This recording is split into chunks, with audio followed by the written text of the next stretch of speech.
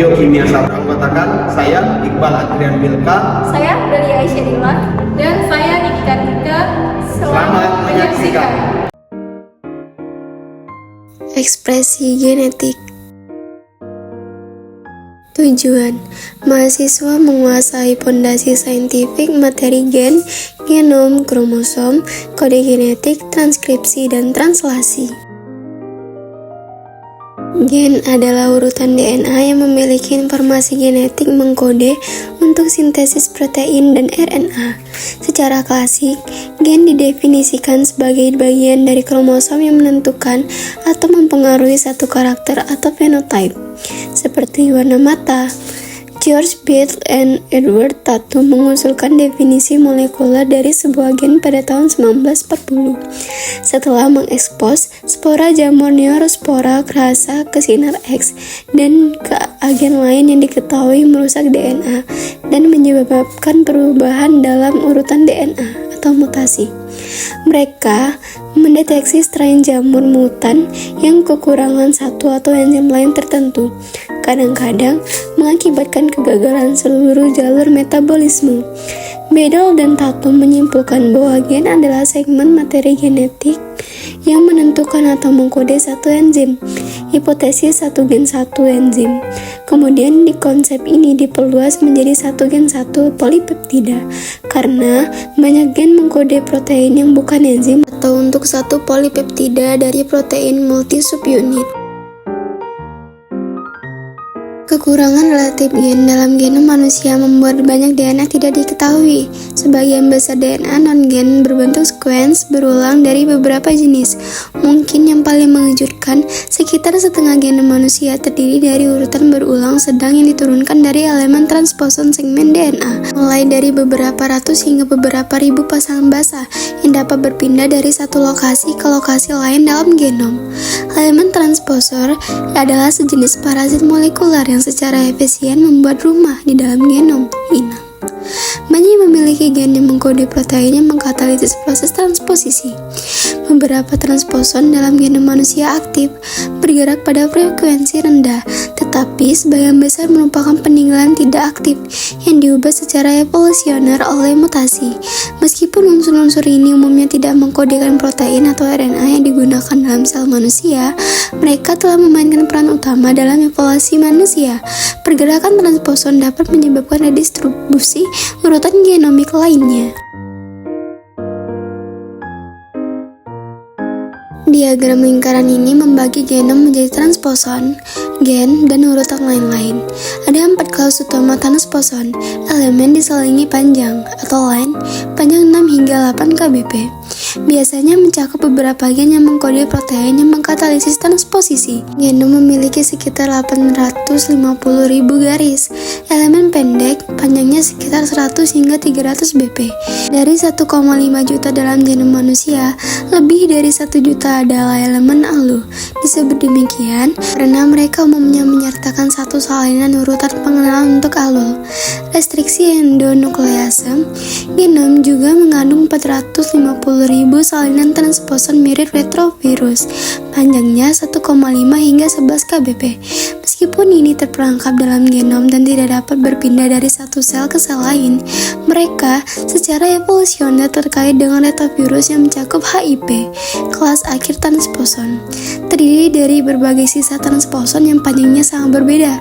Sekitar 30% genom terdiri dari sequence yang termasuk dalam gen untuk protein, tetapi hanya sebagian kecil dari DNA ini yang berada dalam ekson. Sequence lain-lain termasuk urutan sederhana berulang dan duplikasi 57 segmental besar atau SD. Yang terakhir adalah segmen yang muncul lebih dari sekali di lokasi yang berbeda. Di antara elemen urutan yang tidak terdaftar adalah gen yang mengkode RNA atau yang bisa lebih sulit untuk diidentifikasi daripada gen untuk protein, dan sisa-sisa transposon yang telah diubah secara evolusioner sehingga sekarang sulit untuk diidentifikasi. Sentromer pada gambar 46 yang di sebelah adalah urutan DNA yang berfungsi selama pembelahan sel sebagai titik perlekatan protein yang menghubungkan kromosom dengan gelendong mitotik.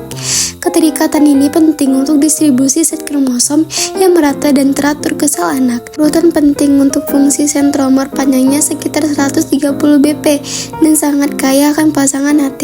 Urutan sentromer dari eukariota yang lebih tinggi jauh lebih panjang dan tidak seperti ragi. Umumnya mengandung DNA urutan sederhana yang terdiri dari ribuan salinan tandem dari satu atau beberapa urutan pendek 5-10 bp. Dalam urutan yang sama, kromosom. Istilah kromosom digunakan untuk merujuk pada molekul asam nukleat yang merupakan gudang informasi genetik dalam virus, bakteri, sel eukariotik. Pada sel eukariotik, kromosom mengandung protein histon yang mengikat dalam memadatkan struktur molekul DNA. Siklus sel eukariotik menghasilkan perubahan yang mencolok dalam struktur kromosom. Dalam sel eukariotik yang tidak membelah dan sel-sel dalam interfase bahan kromosom, kromatin bersifat amorf dan tampaknya tersebar secara acak di bagian-bagian tertentu dari nukleus. Pada fase S interfase dan dalam keadaan amorf ini bereplikasi, setiap kromosom menghasilkan dua anak kromosom yang tetap berhubungan satu sama lain. Setelah replikasi selesai, kromosom menjadi jauh lebih padat selama profase mitosis, mengambil bentuk sejumlah spesies spesifik dari pasangan kromatid. Kromatin adalah kompleks yang terdiri dari serat yang mengandung protein dan DNA dalam massa yang kira-kira sama, bersama dengan sejumlah kecil RNA. DNA dalam kromatin sangat erat terkait protein yang disebut histon, yang mengemas dan menyusun DNA menjadi unit struktural yang disebut nukleosom. Juga ditemukan dalam kromatin banyak protein non-histon.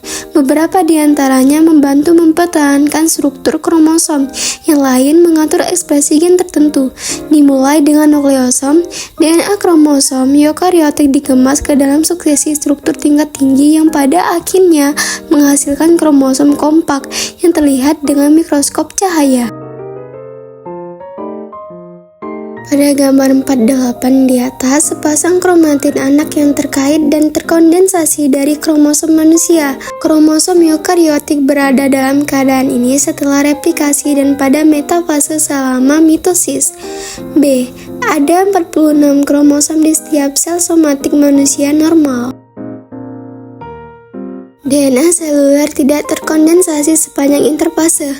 Periode interfase dapat dibagi lagi menjadi fase G1, fase S, ketika DNA direplikasi, dan fase G2, di mana kromosom yang direplikasi saling menempel satu sama lain. DNA mengalami kondensasi dalam profase mitosis. Kohesin dan kondensin adalah protein yang terlibat dalam kohesi dan kondensasi.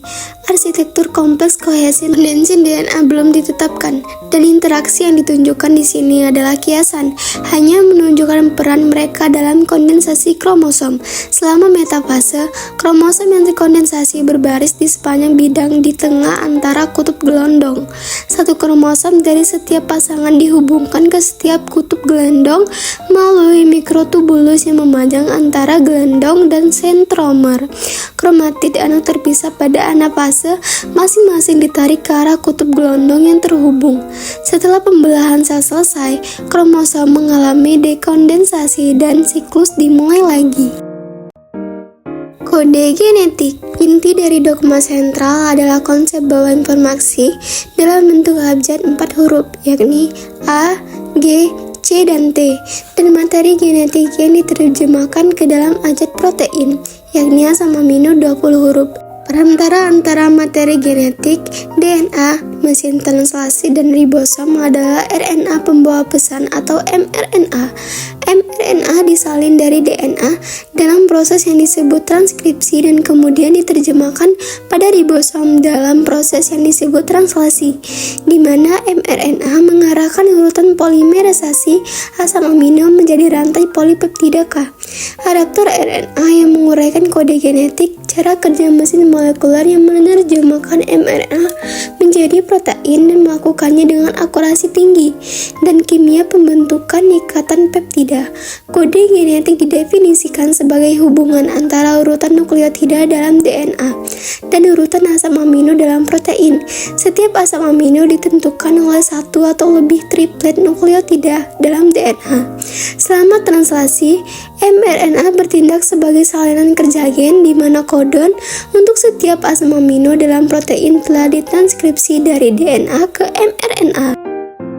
Transkripsi berbeda dengan mRNA, tRNA adalah RNA dan mengkode protein yang secara langsung bertindak sebagai adaptor. Setiap tRNA mengenali kodon untuk asam amino tertentu. Pengenalan dimediasi oleh pasangan basa antara kodon dan antikodon yang sesuai dalam molekul tRNA yang sejajar dalam orientasi antiparalel.